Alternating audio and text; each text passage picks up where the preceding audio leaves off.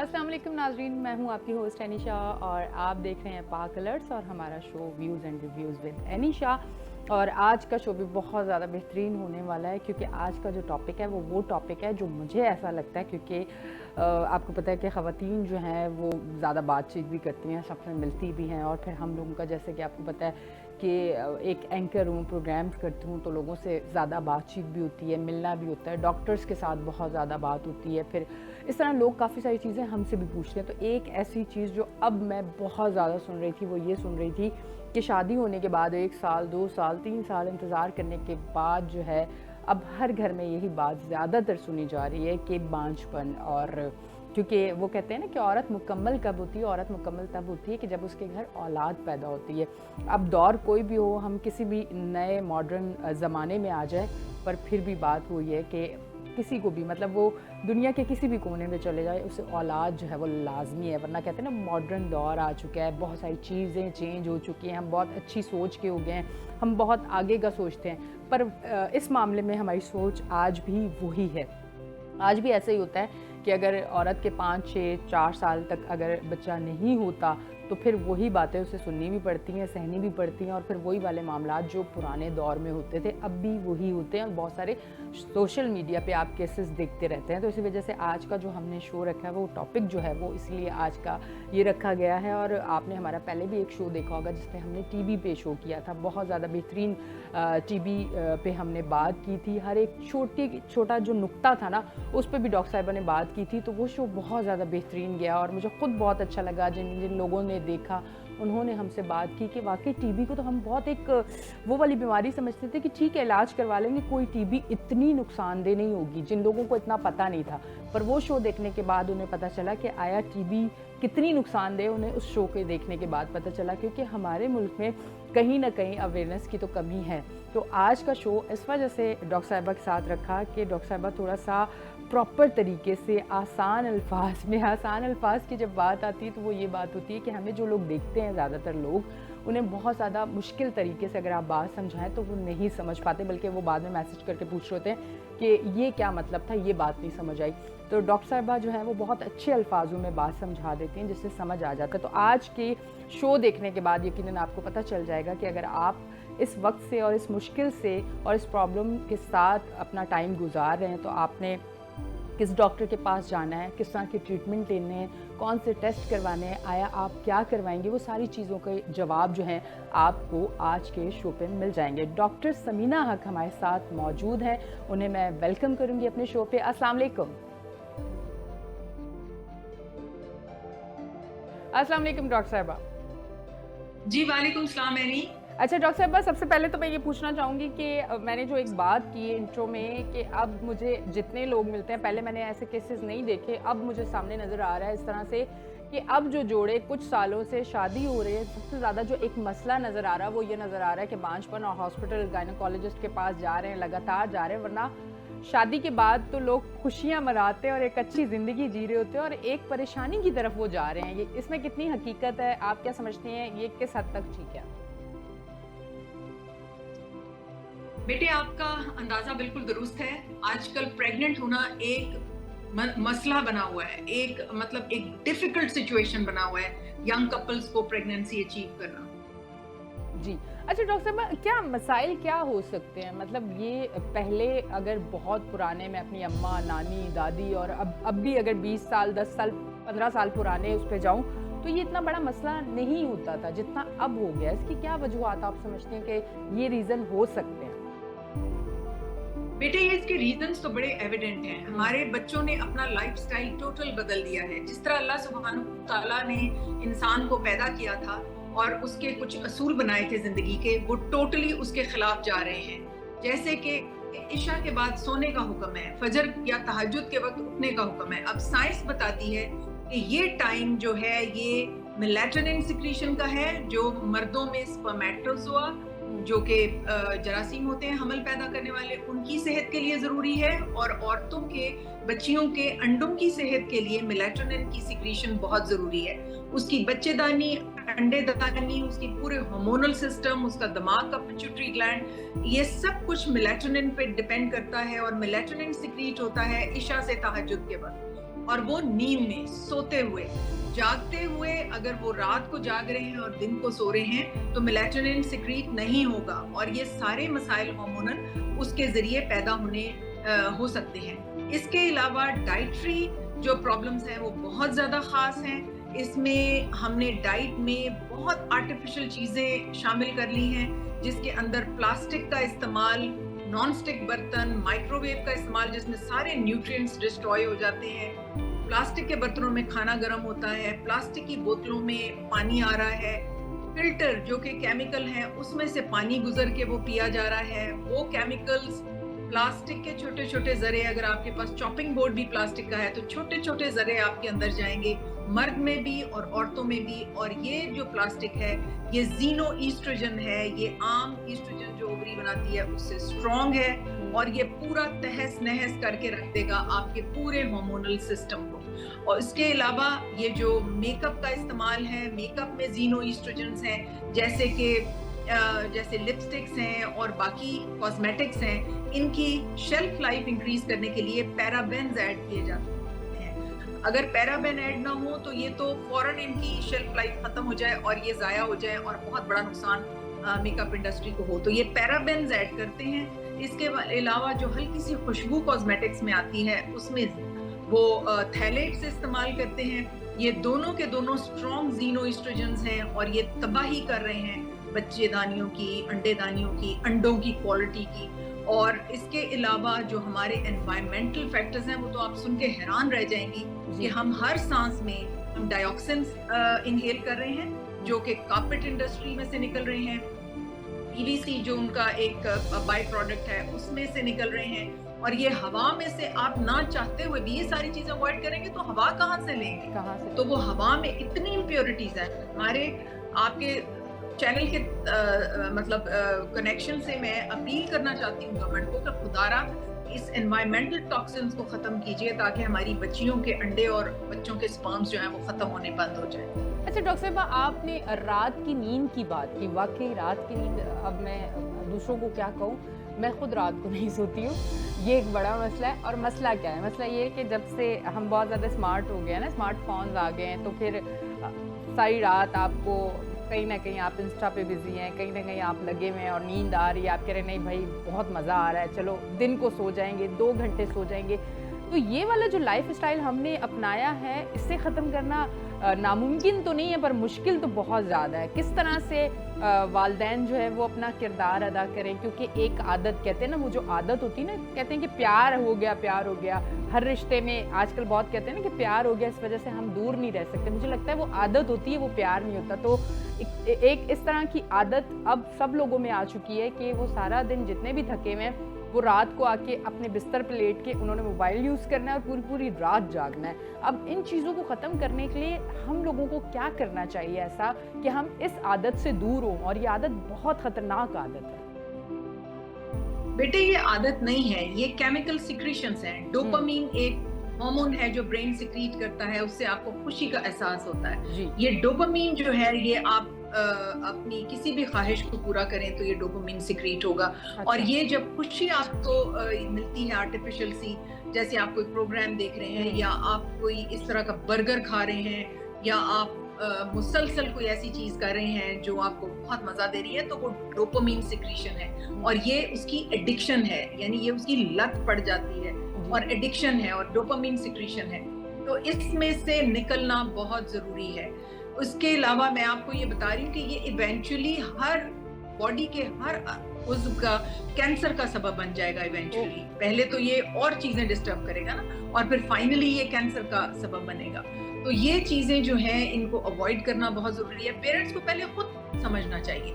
मेरे पास एक कपल आया, उनके एबनॉर्मल बच्चे पैदा हो रहे हैं, 4 बच्चे एबनॉर्मल हो चुके हैं। सारी रात वो दोनों मियाँ बीवी मोबाइल पे लगे रहते हैं और वो उसमें से क्या शुआएं निकल रही हैं, उसमें से क्या निकल रहा है। जब से ये मोबाइल आया है, ये मोबाइल पे प्रोग्राम्स हम करते रहे और बताते रहे कि ब्रेन के ऊपर इसका कितना बुरा इफेक्ट होता है, पूरी बॉडी के एंजाइम्स, हार्मोन्स पे कितना इफेक्ट होता है, लेकिन ये लोग नहीं मानते। पिछले दिनों बल्कि कल और परसों इन अ रो मेरे पास 2 कपल्स आए हैं जिनके दोनों बच्चे पैदा सही होते हैं और उसके बाद कोई एंजाइमेटिक डिसऑर्डर होता है और के बच्चों को हाई ग्रेड फीवर होके वो सूखते चले जाते हैं और उनकी डेथ हो जाती है।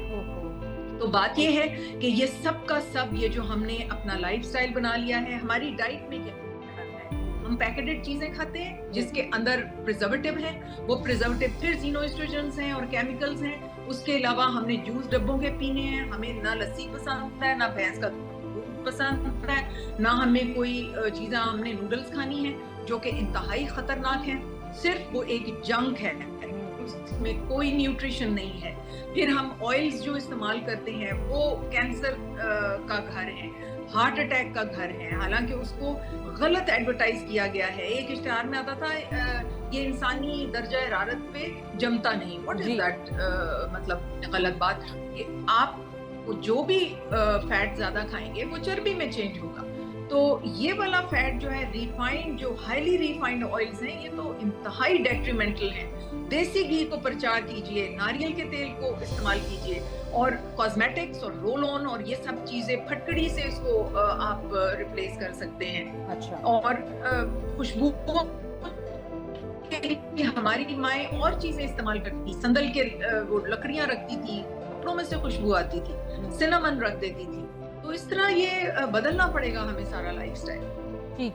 अच्छा डॉक्टर साहबा, अभी मैं आपसे बात करते हुए ना एक चीज़ मेरे जहन में आई और मैंने सोचा मैं आपसे ज़रूर डिस्कस करूं। मैंने अभी कुछ दिन पहले एक शो किया जो यकीनन शायद आपके सामने भी आया, और सोशल मीडिया पे बहुत केस चल रहा है कि यहाँ पे एक लड़की, उसकी कोई एज होगी 20-21 साल, और उसकी डिलीवरी से पहले उसे आयरन की ड्रिप लगाई गई जिसकी वजह से ब्लीडिंग बहुत ज़्यादा हुई। फिर उसको ऑपरेट उसका हुआ, टांके सही नहीं लगे, बहुत ब्लीडिंग हुई।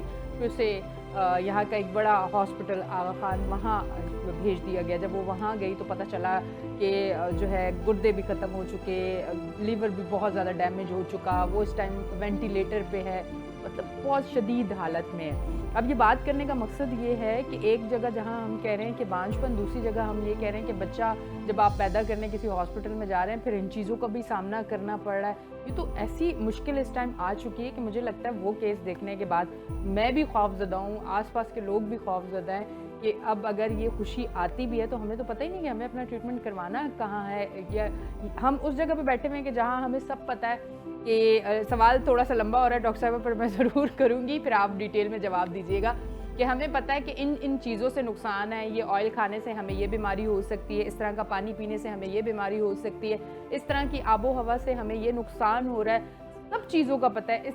इस तरह के प्राइवेट हॉस्पिटल्स हैं जहाँ प्रॉपर डॉक्टर नहीं है, कोई सिस्टम नहीं है, जहाँ हमारी ज़िंदगियाँ जो हैं वो सेफ सिक्योर नहीं है, फिर भी ये मामला चल रहे हैं, तो ये तो बहुत ख़तरनाक हद तक है। बेटे आप बिल्कुल सही कह रही हैं। इस तरह के केसेस उस वक्त होते हैं जब अवाम इलिटरेट है और वो बिल्कुल नहीं सोचती लॉजिकली कि हमने क्या करना है। देखें, एक बच्ची जब पैदा होती है तो वो एक सेकंड रेट सिटीजन है। उसको घर की जो बची कुची चीजें हैं, आम जो हम अमीर लोगों की या मिडिल क्लास की बात नहीं करें, जो हमारी अवाम है जो ज्यादातर लोअर मिडिल क्लास और पोअर क्लास से है, वहाँ पे बच्ची को शुरू ही से सेकंड रेट सिटीजन, उसको बचा कुचा मिलता है। उसके आयरन स्टोर्स कैसे हैं किसी को नहीं पता। अच्छा डॉक्टर साहब, अब मुझे ये बताएं कि जो लोग हमें देख रहे हैं, जो बच्चियां इस सूरत हाल से गुजर रही हैं, सबसे पहले वो कौन से टेस्ट करवाएं या किस तरह से ट्रीटमेंट लें, क्या चीज़ें ऐसी हैं जो उन्हें करनी चाहिए? क्योंकि यही एक मसला है ना कि हमें पता ही नहीं होता कि हमने कहाँ जाना है, किस तरह से ट्रीटमेंट लेना है, कौन से टेस्ट करवाने हैं, या सिर्फ लड़की ने ही ये ट्रीटमेंट लेना है या लड़के ने भी लेना है, वो तमाम तर चीज़ें किस तरह स्टार्ट की जाएँ? बेटी, आपने बहुत उम्दा सवाल किया है, लेकिन मैं इससे थोड़ा सा पीछे जाऊँ जी। अब मेरा जो नया सेंटर है, फ्रेंड्स IVF सेंटर, इसी सेंटर जो लाहौर में मैंने खोला है, वहाँ पे हमने थोड़ा सा इसको चेंज किया है। अच्छा। हमने ये सर्विसेज ऑफर करनी शुरू की हैं कि बच्चे और बच्चियाँ शादी के बाद नहीं, शादी से पहले अपने सारे टेस्ट करवाएं। इसलिए हम उनको ये प्राइवेसी में सारा कुछ ऑफर करते हैं। अगर बच्चे बच्ची की मंगनी हुई भी है, आजकल तो बड़ा मॉडर्न दौर है, आपस में बातें भी करते हैं और आपस में प्लानिंग भी करते हैं फ्यूचर की, तो उसमें ये है कि वो दोनों मिलके आ जाएं। अगर निकाह हुआ हुआ है तो दोनों आ जाएं, अगर निकाह नहीं हुआ, बात पक्की हुई है, मंगनी हुई है, तो अलग अलग आ जाएं, पेरेंट्स के साथ आ जाएं, लड़के प्राइवेसी में अलग से आ जाएं।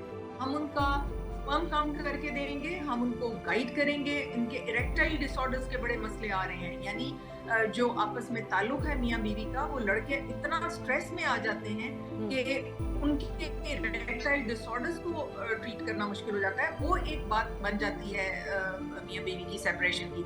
तो लड़के जो हैं उनको pre marital counselling, pre marital checking, उनके बेसिक सारे टेस्ट, उनके सीमन एनालिसिस, ये नहीं है कि एक प्यार से पाली हुई बच्ची आप किसी के हवाले कर दें और फिर वो स्ट्रेस में आया हुआ हो, इरेक्टाइल डिसऑर्डर हो, स्पर्म काउंट भी कम हो, और फिर ऐसे लोग साइकोलॉजिकली भी डिरेंज होते हैं और फिर वो बच्ची के साथ बहुत नारवा सलूक करते हैं। तो इसलिए हम ये ऑफर कर रहे हैं कि लड़के और लड़की शादी से पहले अपने टेस्ट करवाएं, और अगर ये मुमकिन नहीं है तो शादी के फौरन बाद आके हमसे रुजू करें। हम उनको बेसलाइन टेस्ट से लेके उनके सारे टेस्ट, अगर सब कुछ ठीक आ रहा है तो बहुत अच्छी बात है। Baseline test as soon as you get married please. अब कोई जमाना नहीं है कि जी इंतजार करते रहो और साल गुजर गया और 2 साल गुजर गए और वो नक्स बढ़ता चला गया।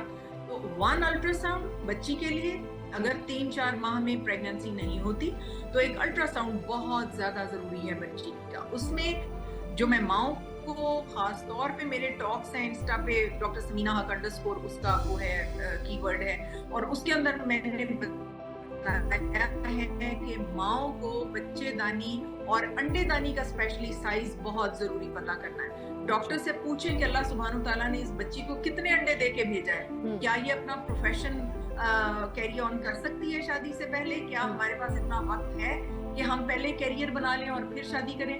वो आपको बता देगी कि अंडेदानी में अल्लाह सुब्हानो ताला ने उसको थोड़े अंडे डाल के भेजा है या भरी हुई है अंडेदानियां। अगर तो भरी हुई है फिर तो वो अपना कैरियर जो है उसको फॉलो कर ले और लेट शादी कर ले। लेकिन अगर अंडेदानियां छोटी छोटी हैं और में बहुत थोड़े अंडे हैं तो चंद सालों में वो गिर गिर के अंडेदानियां खत्म हो जाएंगी। अनफॉर्चुनेटली औरतों के अंडे, बच्चियों के अंडे दोबारा नहीं बन सकते। तो इसलिए ये चेकअप तो शादी या मंगनी के अलावा भी होना चाहिए। एक अल्ट्रासाउंड करके देख लिया जाए कि 2 यूट्रस तो नहीं है, जो कि अक्सर मैंने ये प्लास्टिक रिपेयर्स उनकी की हैं, लेकिन शादी के बाद पता चला कि 2 बच्चेदानियां हैं और उनको एक करना है, और उसके अलावा ये पता चले कि अंडेदानी में तो कोई कमी नहीं है, उसके अलावा हार्मोनल कोई प्रॉब्लम तो नहीं है, थायराइड है, पिट्यूटरी है, इतने ग्लैंड्स हैं। कई दफा बच्चियों को शुगर हुई होती है, डायबिटीज होती है, वही नहीं डिटेक्ट हो रही होती। तो इसलिए बच्चियों का और बच्चों का टेस्ट बहुत जरूरी है शादी से पहले होना। और शादी के बाद तो जैसे मैंने कहा 3 से 6 महीने अगर प्रेगनेंसी नहीं होती तो गेट एन अल्ट्रासाउंड और बेसिक टेस्ट और बच्चा अपना सीमन एनालिसिस करा ले। अब वो दौर खत्म हो गया कि वो एक माई कहती थी हमारा बच्चा तो बिल्कुल ठीक है। सेक्सुअल परफॉर्मेंस डिफरेंट चीज है, सीमन में जरासीम का होना एक डिफरेंट चीज है। अच्छा डॉक्टर साहब, आपने अभी ये जो बात की मैं इससे बड़ा सोच रही हूँ कि मतलब पहले तो मर्द कहते थे ना अपना कैरियर बनाना है, पर अब तो लड़कियां भी कहती हैं कि नहीं पहले अपना कैरियर बनाना है, स्ट्रांग होना है, फिर उसके बाद शादी करेंगे। तो ये जो आपने बात की कि पहले अपना चेकअप करवाएं, ये देख लें सारी चीज़ें, उसके बाद आप इस तरफ आएँ, ये मैंने पहली बार सुना है। बिल्कुल सही बात है ये। मेरे पास बच्चियां आती हैं जिनको मैं ये गाइड करती हूँ। जो मेरा अल्ट्रासाउंड होता है उसके ऊपर ये मेंशन होता है कि good reserve, very good reserve in ovaries, moderate reserve, poor, very poor, बिल्कुल क्रिटिक। ये आजकल बच्चियों के अंडे 25 साल की उम्र में भी खत्म हो रहे हैं। पूरी दुनिया में ये है, पाकिस्तान में बहुत ज्यादा है, क्योंकि एनवायरमेंटल फैक्टर्स जो हैं, ये हमारी नकली डाइट, नकली स्लीप, नकली खाना और प्लास्टिक का इस्तेमाल, ये जाके अंडेदानियों में बैठ जाता है और अंडों को तबाह बर्बाद कर देता है। तो इसलिए ये बच्चियां प्रीमेच्योर ओवेरियन फेलियर हम इसको कहते हैं, पीओएफ। बाहर के मुल्कों में पीओएफ के बड़े बड़े क्लब्स बने हुए हैं, वो बेचारी आके एक दूसरे को कंसोल करती हैं कि हमारे अंडे खत्म हो चुके हैं।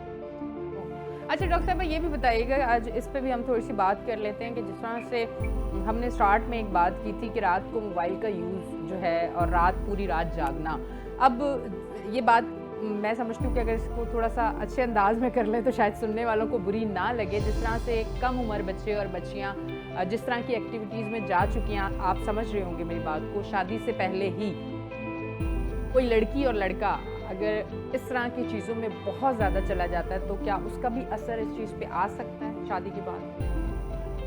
लड़की कंसीव ना कर सके। हमारा जो माशरा है ये पस्ती की तरफ है। बहुत बुरी तरह हम पस्ती में गिरते चले जा रहे हैं, और ये है दीन से दूरी।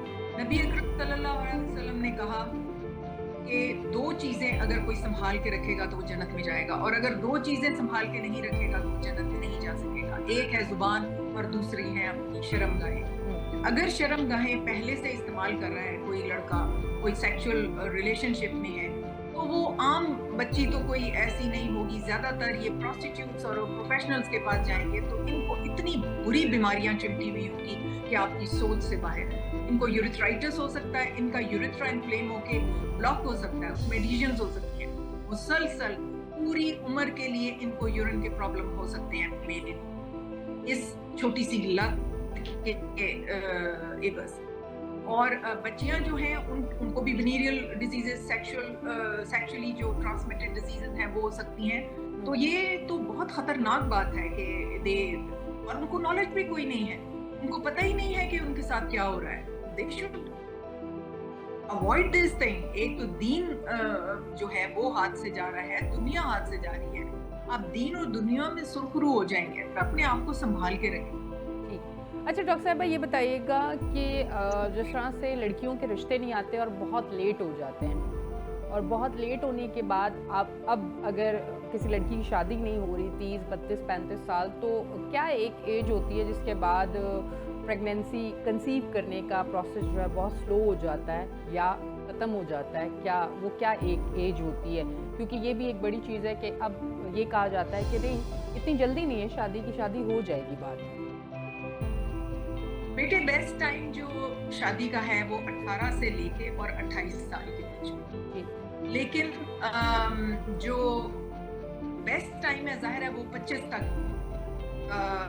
Is the best time to get married. उसमें अंडे फ्रेश होते हैं, उनकी कोई डिके नहीं हो रही होती। देखिए, वक्त के साथ साथ अंडों की क्वालिटी जो है वो पुअर होती जाती है।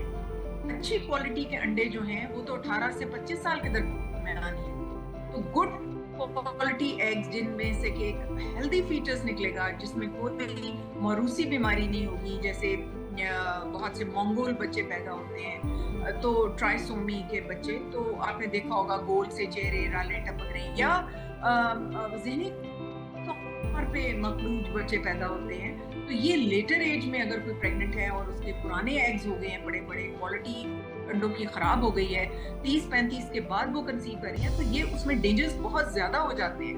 18 से 25 साल की उम्र में बेस्ट एग्स होते हैं, और ये बेस्ट एग्स जो हैं, अंडेदानी नरम होती है, उसके ऊपर झिल्ली, और वो अंडा बड़े आराम से रिलीज करते हैं। जैसे जैसे अंडेदानी पुरानी होती है, मुझे ऐसे लगता है कि वो थोड़े अंडे रह जाते हैं तो उसको वो एक पंजाबी में कहते हैं जफ्फा मार के बैठ जाना, वो अंडा निकलने ही नहीं देती, अंडे को छोड़ती नहीं है, वो एग रिलीज ही नहीं होता, वो इतनी स्टबन हो जाती है, वो इतनी ढीठ हो जाती है ओवरी कि उसमें से एग रिलीज कराना ही मुश्किल हो जाता है।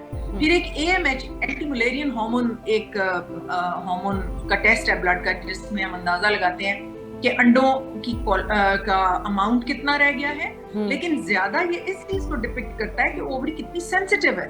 अगर ओवरी रेजिस्टेंट है, अंडे हैं उसमें अच्छे लेकिन रेजिस्टेंट है, तो AMH कम आएगा। तो इसलिए ये वक्त के साथ, और उसके अलावा ये जितने भी एनवायरमेंटल फैक्टर्स मैंने गिनवाए हैं, ये समहाउ ओवरी की ओवुलेशन को होने नहीं देते। सख्त ऊपर झिल्ली चढ़ी होती है, फॉलिकल बड़ा नहीं हो रहा, रिलीज नहीं हो रहा, मल्टीपल फॉलिकल्स इकट्ठे हुए हैं, और फिर पॉलिसिस्टिक ओवेरियन सिंड्रोम हो गया है, जिसमें अनरप्चर्ड फॉलिकल में से मेल हार्मोन निकलता है और वो जाके सारा सिस्टम को तहस नहस कर देता है। आपने नोट किया होगा कि जितना लड़का जो है वो ज्यादा मॉडर्न है और वो कॉस्मेटिक्स इस्तेमाल कर रहा है और रोल ऑन कर रहा है और परफ्यूम इस्तेमाल कर रहा है, आपने नोट किया होगा कि वो लड़कियों की तरह बातचीत करना शुरू हो जाता है। और फेमिनाइजेशन लड़कों में बहुत हो रही है, जैसे ये ड्रेस डिजाइनर्स हैं या ब्यूटी के बिजनेस में हैं, या ये जो जितने आजकल स्किन के जो क्लिनिक्स खुले हुए हैं, उनमें लड़के थोड़े से फेमिनाइज हुए हैं। This is because of xenoestrogens in the perfumes, in what cosmetics they use, and what this plastics and everything. तो ये जो फेमिनाइजेशन लड़कों की हो रही है, ये भी इसी वजह से हो रही है, और इरेक्टाइल डिसऑर्डर्स भी इसी वजह से हो रहे हैं। ठीक है जी डॉक्टर साहब, लास्ट में हमारे देखने वालों को कोई मैसेज देना चाहेंगी? मैंने कुछ ज्यादा ही खतरनाक बातें कर दी हैं, तो इतना डरे जी। अभी भी होप है, अपना लाइफस्टाइल बदलें। आप उन बच्चों में से ना हो जो कि डिफिकल्टी में जा रहे हैं। अपने आप को बचाइए, बिकॉज देखें ये बड़ी ही एक अमानत है अल्लाह सुब्हानहू तआला की, रूह जो अल्लाह ने हमें दी है और जिंदगी दी है, इसका ख्याल रखिए, इसका जिस्म का ख्याल रखिए, इस रूह को तकलीफ से बचाइए।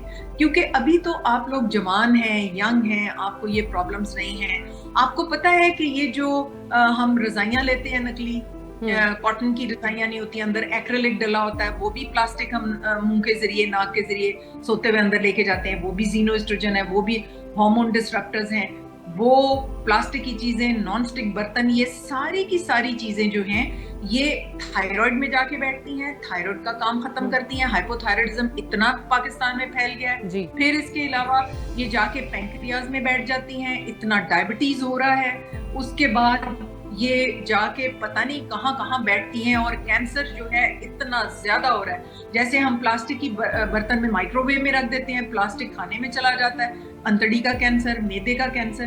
तो थोड़ा लाइफस्टाइल को बदलें, मट्टी की तरफ जाएं, एल्युमिनियम के बर्तन छोड़ें, मट्टी की हांडियों में खाना पकाएं, स्टेनलेस स्टील या तामचीनी में खाना पकाएं, शीशे के बर्तन इस्तेमाल करें। अगर शीशा टूटने का डर है, आप स्टेनलेस स्टील के ग्लास ले आए, स्टेनलेस स्टील के जग्स में आप पानी पिएं। तो ये जो है, ये लाइफस्टाइल बदलना बहुत ही जरूरी है, क्योंकि ये हमें ले दे जा रहा है। हमारा कैंसर का लेवल पाकिस्तान में स्काई हाई जा रहा है। तो प्लीज अपने आप को लाइफस्टाइल अपना बदलें, अपनी डाइट का ख्याल रखें। फिर जो फल और सब्जियां बाहर से आती हैं, स्प्रेड ज्यादा होती हैं कि वो लाइट उनकी बढ़ जाए, तो आप उनको सिरके वाले पानी में पहले 1 घंटा डुबो के रखें और रगड़ के धो दें, तो वो उनके ऊपर से केमिकल उतर जाएगा और वो आपके लिए डेट्रीमेंटल नहीं रहेगा। ये बातें बहुत जरूरी हैं। जो पाउडर मिल्क है, जैसे बहुत लोग नीडो, एवरीडे, फ्ला, ये आपके लिए जहर है। आप भैंस का बेशक जैसा भी पानी मिला दूध है, भैंस का दूध फिर भी बेहतर है। देसी घी का इस्तेमाल करें, कोकोनट ऑयल पे चले जाएं। मैं सरसों का तेल एडवाइज नहीं करती फॉर खाना, क्योंकि उसकी डाइजेशन जरा डिफिकल्ट होती है। नारियल का तेल इज द बेस्ट आपके लिए, देसी घी है। फिर ऑलिव ऑयल को आप कच्चा खाएंगे तो उसका फायदा होगा, एंटीऑक्सीडेंट। अदरवाइज अगर आप उसको एक सर्टेन लेवल पे ले जाते हैं, पराठे पकाते हैं या उसमें तलते हैं, तो वो आम तेल की तरह हो जाता है। ठीक है। तो कच्चा तेल इस्तेमाल कीजिए। अपनी नींद के आवर्स को इशा से तहज्जुद के बीच में एडजस्ट कीजिए। सुबह के वक्त जो रोशनी होती है फजर, सूरज निकलने से पहले, that is also very important for secreting melatonin in your body. Melatonin की secretion बहुत जरूरी है। और उसके अलावा फिर आप अल्लाह सुब्हानहू तआला के जब नाम लेंगे तो आपका पूरा बॉडी का सिस्टम जो है वो अपनी जगह पे नॉर्मल आके बैठ जाएगा। ठीक है जी डॉक्टर साहब, बहुत बहुत शुक्रिया, आपने अपना कीमती टाइम दिया और इतनी अच्छी चीज़ें बताई। और अब जो हमें सुन रहे हैं, और मैं भी खुद भी, और जो हमें सुन रहे हैं उन लोगों को भी, और साथ साथ जो लोग अब मुझसे कनेक्ट हैं, मैं उनको भी ये बातें ज़रूर बताऊंगी। हमारी यही कोशिश है। एक बात मुझे अभी दोबारा याद आ गई है। 1 साल तक अगर कोई भी अल्ट्रासाउंड पे नक्स नहीं है तो प्लीज लेप्रोस्कोपी बहुत जरूरी है, हिस्टेरोस्कोपी बहुत जरूरी है। अब कुछ पेशेंट्स आके कहते हैं जी हमारे घर वाले कहते हैं ये आखिरी इलाज है। ये आखिरी इलाज नहीं है, ये तो कैमरा डाल के देखना भाई कि अल्ट्रासाउंड में कुछ नजर नहीं आ रहा तो क्या चीज है जो हमला नहीं होने दे। तो ये मैं एक मिसअंडरस्टैंड निकालना चाहती थी। दूसरा एक मैसेज मेरा ये है कि बच्चियों की जो पानी की थैलियां होती हैं, खुदारा उनका मेल सर्जन से ऑपरेशन ना कराएं, कच्चे पक्के डॉक्टरों से इलाज ना कराएं। वो पूरी की पूरी ओवरी निकाल देते हैं और पूरा का पूरा जो स्टोर उसका आधा अल्लाह सुब्हानहू तआला ने दिया होता है वो ओवरी समेत अंडे बाहर निकाल देते हैं। तो प्लीज मेरे इस मैसेज को अपने पल्ले बांध लें। ठीक है जी डॉक्टर साहब, बहुत बहुत शुक्रिया, आपने इतना कीमती टाइम दिया। अच्छा जी नाजरीन, आप देख रहे थे हमारा show views and reviews with Anisha Pak alerts पे। आज का जो हमारा प्रोग्राम था उसमें बहुत सारी ऐसी चीज़ें थी जो मैं समझती हूँ कि अगर आप इस प्रोग्राम को गौर से देखें, अगर एक बार आपको समझना है तो उसको फिर आप दोबारा ज़रूर सुनें और आप देखें कि आपका लाइफ स्टाइल आपको कहाँ लेके जा रहा है, उसे चेंज करना बहुत ज़रूरी है। अगर आप एक हेल्दी लाइफ और एक खूबसूरत ज़िंदगी जीना चाहते हैं तो आपको अपना लाइफ स्टाइल चेंज करना होगा। हमारी लाइफ में जितनी चीज़ें हैं वो हमें फैसिलिटेट करने के लिए, ना कि हमारी सेहत को ख़राब करने के लिए। तो मोबाइल है, जो भी चीज़ें हैं, वो सारी चीज़ें आप उसी तरह देखें जिससे आपको फ़ायदा हो, ना कि आप घंटों देखते रहें जिसकी वजह से आपकी नींद डिस्टर्ब हो, जिससे आपको रात को आप सो ना सके, जिससे आपकी डाइट ख़राब, आप अपनी डाइट ख़राब कर लेते हैं। ऐसे ऐसे प्रोग्राम्स आप देख रहे होते हैं कि जिसमें आपको बताया जाता है कि आपने कैलोरीज़ बिल्कुल भी नहीं लेनी है, 0 कैलोरीज़ डाइट है, और आपने ये चीज़ नहीं खानी, आपने गंदम नहीं खानी, आपने रोटी नहीं खानी, आपने चावल छोड़ देने हैं, आपने ऑयल छोड़ देना है। मतलब बहुत सारी चीज़ें ऐसी होती हैं जिसका हमें पता भी नहीं होता कि ये चीज़ छोड़ने के बाद हमारा जिस्म जो है वो किस तरह से रिएक्ट करेगा। तो बहुत सारी चीज़ें ऐसी हैं। तो इन सब चीज़ों को करने से पहले आप अपने डॉक्टर से ज़रूर बात करें, और इसके साथ साथ अपनी सेहत को एक भरपूर तरीके से, वो कहते हैं ना पुराने दौर में जब दादी अम्मी और ये सारी चीज़ हम उनके साथ बैठते थे तो वो हमें बताते थे कि रात को टाइम पे सो, घर का खाना खाओ, देसी घी खाओ, सुबह नाश्ता भरपूर करो, पेट भर के नाश्ता करो। ये सारी चीज़ें हम जब सुनते थे और करते थे, वाकई हमारी सेहत बहुत अच्छी होती थी और इतनी सारी बीमारियां भी नज़र नहीं आती थी। अब जब हमने उन चीज़ों को छोड़ा तो बहुत सारी बीमारियां जो हैं वो सामने आ चुकी हैं। तो आज का शो भी यकीनन आपको पसंद आया होगा। अपनी होस्ट एनिशा को दें इजाज़त, फिर मिलेंगे। अल्लाह हाफ़िज़।